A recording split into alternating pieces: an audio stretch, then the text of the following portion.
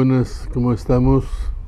De nuevo juntos, de nuevo dispuestos, de nuevo, pues eso, para compartir aquello que la vida misma nos va otorgando o aquello en lo que la vida misma nos va metiendo, porque muchas veces ni lo buscamos ni lo queremos y nos vemos metidos en enredos que nos vienen dados por circunstancias. Y otras veces pues buscamos y queremos lo bueno, lo encontramos y lo disfrutamos. La carta de hoy nos la dirige María. Nos escribe una carta en la que nos plantea dos cuestiones distintas. Una, un problema tenido con uno de sus hijos, y otra, un viaje a Lourdes con la aplicación, diríamos, un poco de lo que la conducta de su hijo y las consecuencias a nuestra vida personal de relación con Dios. Dice así: mi querido padre, mi hijo mayor lleva desde el jueves pasado sin volver a casa. Está viviendo en casa de su amigo y ambos han mentido al padre de aquel diciendo que nosotros estamos de vacaciones. Él aún no ha vuelto, aunque ya hemos localizado al padre y en principio hoy vamos a reencontrarnos. Quisiera compartir con usted esta experiencia. Mientras él vivía su cuento de hadas, he estado este fin de semana en Lourdes. Hace unos días escribía a un amigo hablándole precisamente de la paz que había en nuestra casa. Lo que estamos viviendo ahora, se refiere a la situación del hijo mayor, me refuerza la certeza de que la paz solo es una y viene del Señor, no de las circunstancias ni de los bellos paisajes, aunque estos también ayuden porque son obra de Dios. Todo lo que viene del pensamiento de Dios y de sus manos da paz.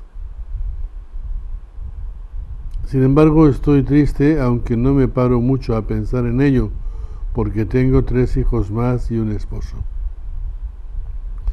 La conducta de mi hijo mayor, he estado reflexionando sobre ella y descubro que no es diferente a la nuestra cuando traicionamos el amor de Dios.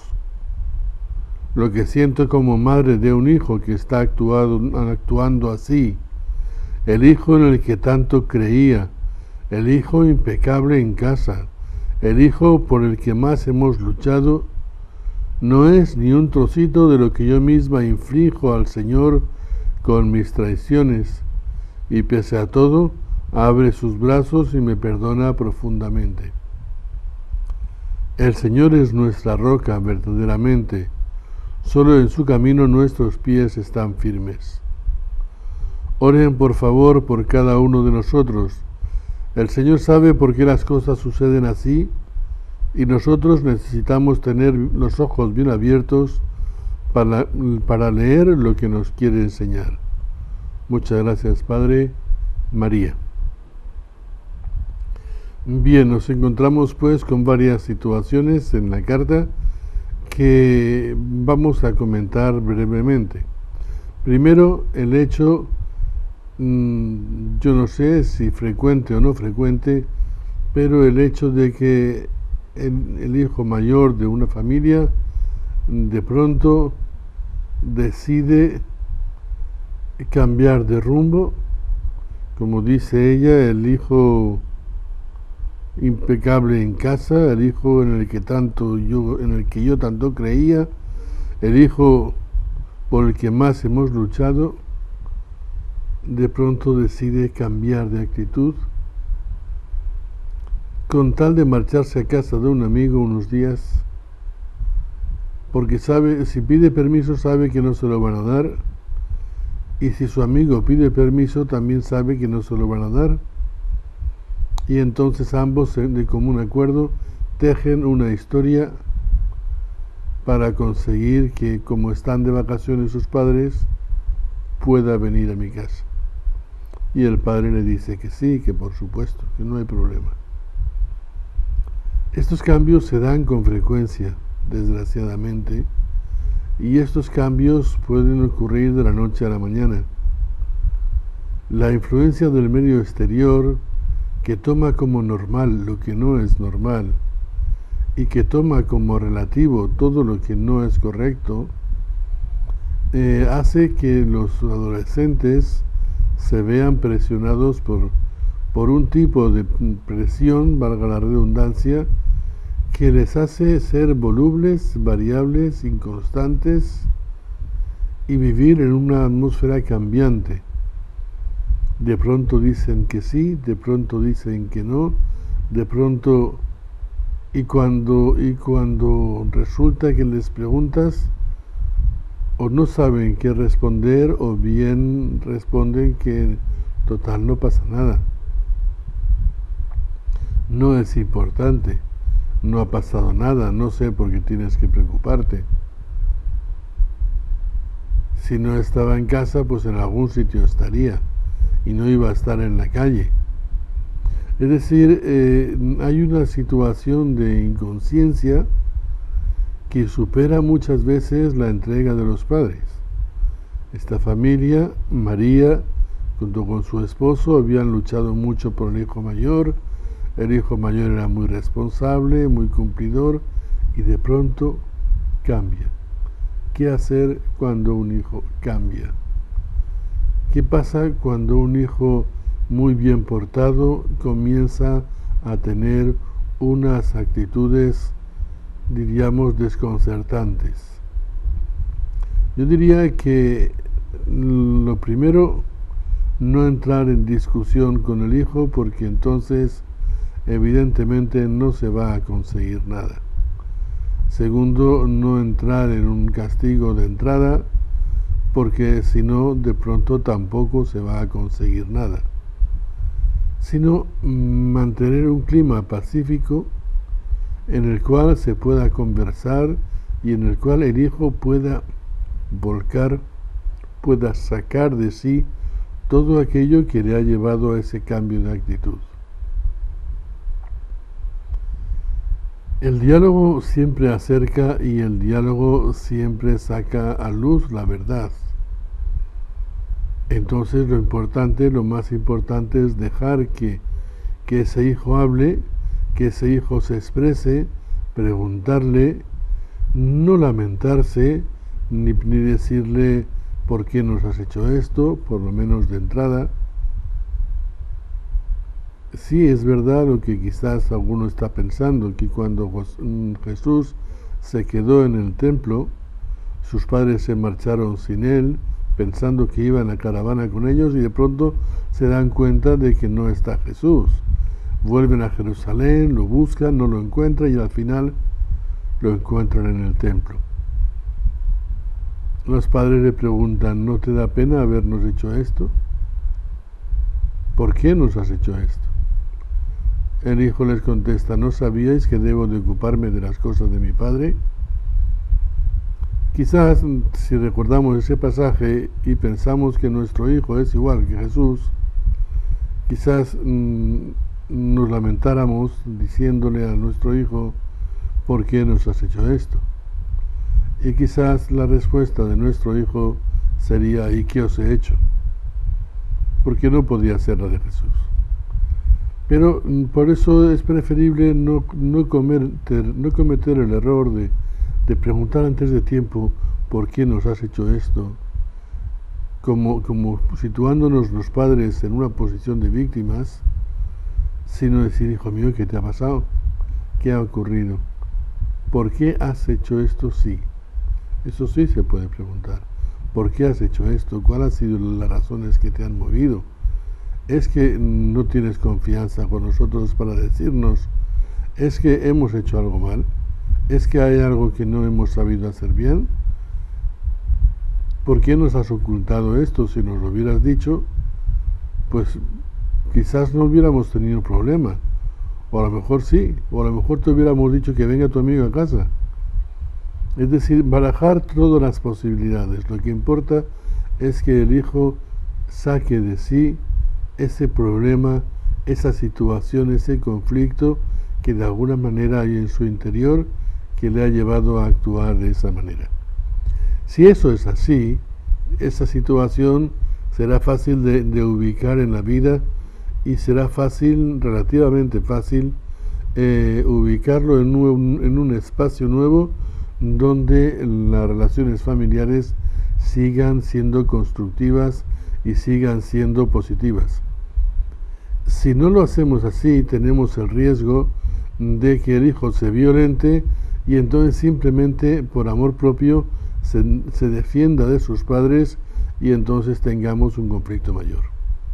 Por eso es preferible tener un espacio tranquilo, un espacio sereno, un espacio en paz, donde el hijo pueda conversar y donde el hijo pueda decir, mira, es que en el fondo no estaba seguro de si que pensaba que me ibais a decir, me diríais que no, y yo tenía mucha ilusión por esto, por aquello, por lo otro, o por qué, pero que el hijo se muestre con la verdad, que no se muestre con falsas expresiones o con medias expresiones, con argumentos falsos, con argumentos erróneos, con argumentos confusos, sino sobre todo en que se encuentre. Y eso el hijo mayor a solas con su padre. María, tú fuiste a recoger, quedaste con el padre del amigo, del otro chico, el dueño de la casa. Y eso está bien, pero yo te diría que las conversaciones deben ser por separado, porque con los dos padres los dos hijos se callarán y no dirán nada, no tomarán conciencia de nada normalmente y seguirán en sus 13. Los dos padres debéis tomar vuestras medidas por separado, con cada uno con sus hijos, pero es bueno que hables con el padre del amigo, porque así os ponéis de acuerdo en las actuaciones futuras.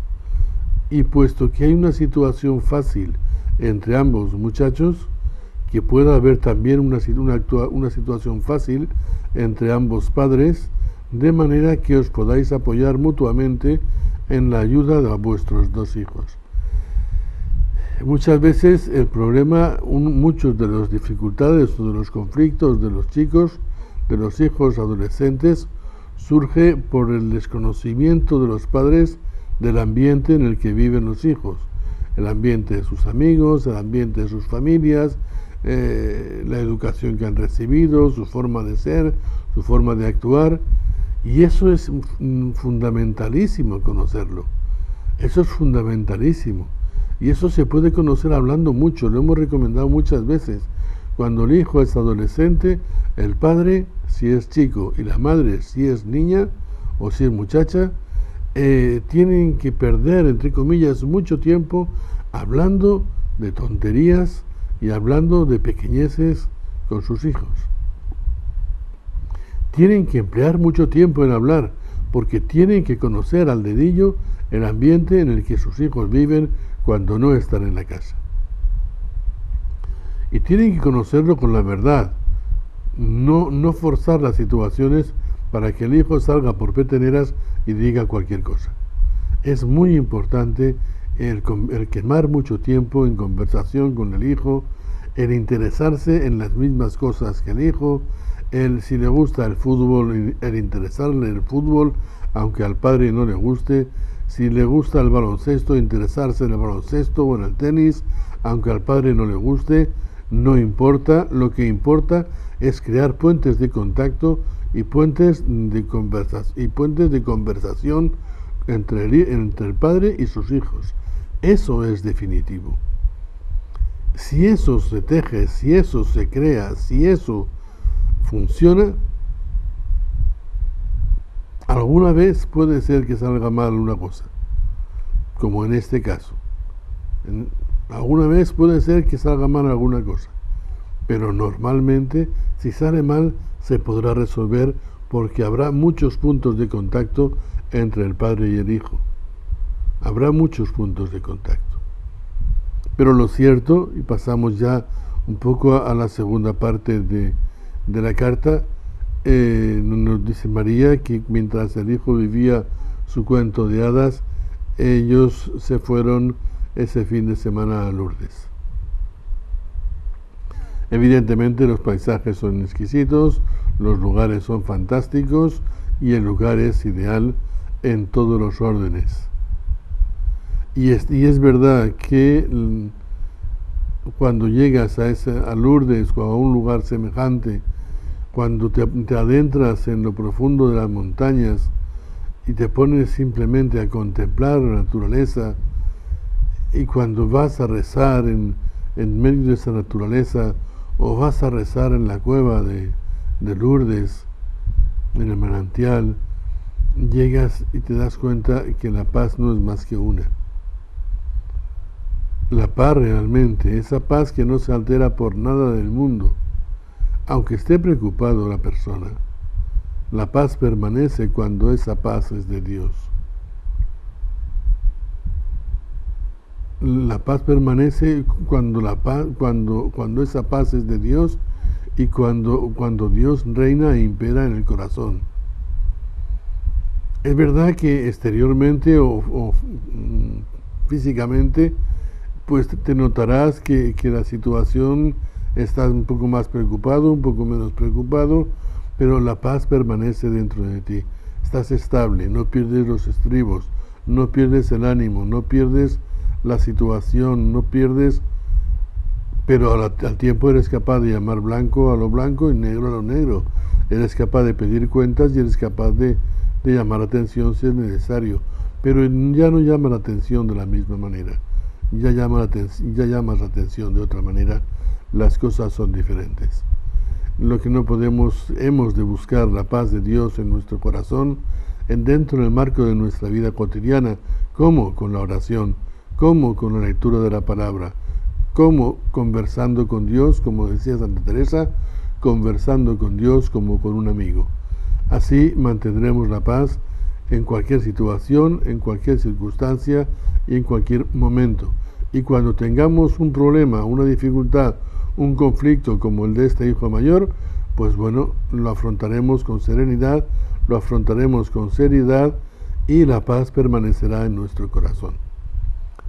Pero es verdad, tiene también lo que dice María, que la conducta del hijo, el conflicto creado por el hijo, es el que muchas veces nosotros le creamos a Dios. Cuando nosotros nos marchamos de casa, es decir, cambiamos de actitud de pronto arrinconamos a Dios en un rincón de nuestra vida y nos marchamos a la calle, a esa calle que es el mundo, es decir, ese mundo que es pensar como piensan los que no creen en Dios, desear aquello que desean los que no creen en Dios, vivir como viven aquellos que no creen en Dios y hacer como lo que hacen aquellos que no creen en Dios, etc. Es decir, es verdad que también nosotros nos marchamos de vacaciones nos marchamos a casa de un amigo porque mandamos a Dios de vacaciones, como el hijo. El hijo mandó a sus padres de vacaciones y con esa excusa se marchó a casa del amigo. Nosotros con frecuencia mandamos a Dios de vacaciones también y nos marchamos, pero no precisamente a la casa de un amigo, sino a la casa de un enemigo.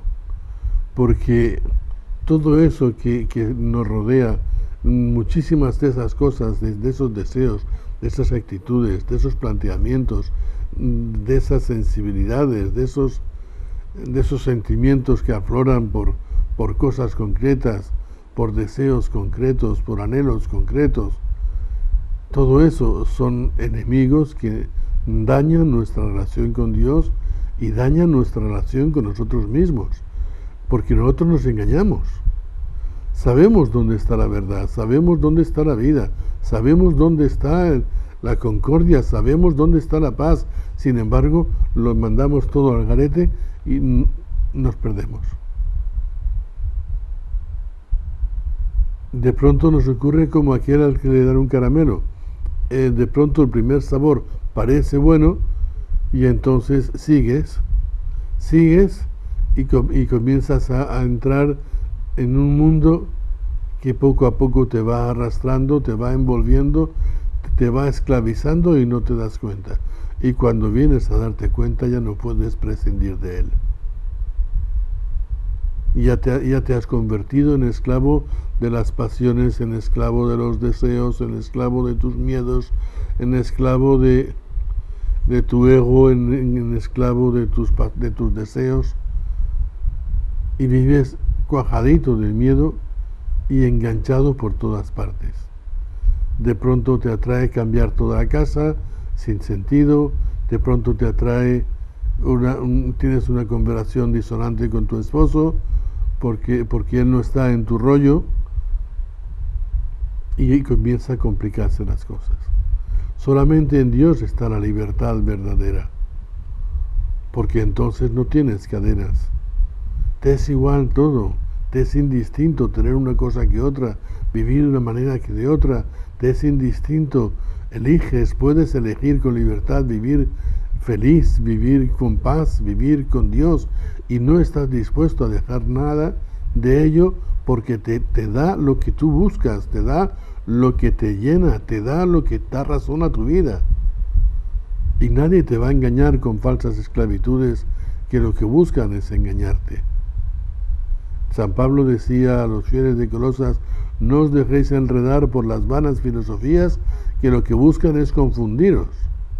Y yo les diría a ustedes lo mismo hoy: no se dejen enredar por las vanas filosofías o las vanas ideologías, porque hoy filosofía no hay mucha, hay más ideologías, las vanas ideologías que lo que buscan es confundirles, enredarles, esclavizarles, hacerles perder el norte, hacerles perder el sentido de la vida, hacerles perder la paz, hacerles perder la felicidad, y todo eso, cambiarlo por momentos, por chispas, en el que uno está más o menos alegre y al momento siguiente es la persona más desgraciada del mundo, porque el hijo se marcha a casa del amigo, porque el hijo los manda de vacaciones con tal de hacer lo que él quiere. No puede ser eso. Es verdad que nosotros hacemos lo mismo con Dios. Desgraciadamente hacemos lo mismo con Dios, como dice muy bien María. Es lo mismo, nosotros traicionamos al Señor como este hijo traicionó a sus padres. Pero no seamos necios. Sepamos elegir, sepamos adherirnos fuertemente al Señor, sepamos que en Él está la verdad, está la felicidad, está la paz. Y lo sabemos porque lo hemos experimentado muchas veces.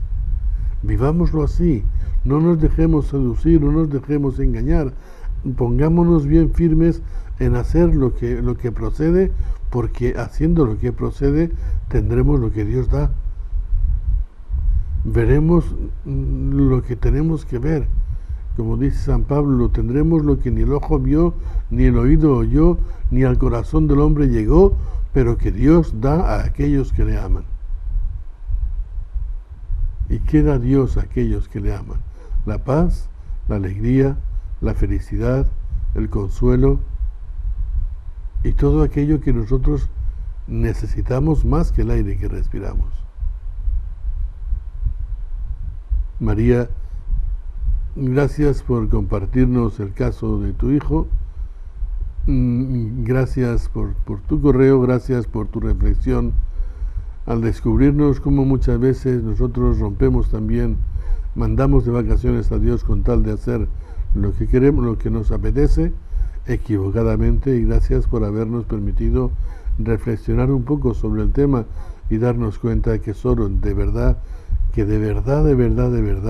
solo la paz, el amor, la felicidad, la alegría, la concordia, el consuelo, el gozo, eso solamente está en el Señor. Una vez más nos reafirmamos y una vez más damos gracias porque eso es así, porque no estamos solos, porque el Señor está a tu puerta y llama, como dice el libro del Apocalipsis, porque está a tu puerta llamando, porque está a tu puerta llamándote a ti por tu nombre, y porque basta que tú guardes silencio, mires hacia adentro y ahí escuches. A lo mejor el primer día no escuchas, a lo mejor el segundo día tampoco, pero tú sigue escuchando en tu interior y verás como un día escuchas la voz del Señor que te habla a tu corazón, porque tu corazón está preparado para escuchar la voz de Dios. Y escuchando la voz de Dios sabrás lo que tienes que hacer, sabrás cómo vivir, sabrás cómo vencer las dificultades, sabrás cómo salir de los conflictos. Y si no sabes, si no ves, si no entiendes en ese momento, escríbenos, nosotros te ayudaremos. Muchas gracias, que el Señor les acompañe y nos vemos en nuestro próximo programa.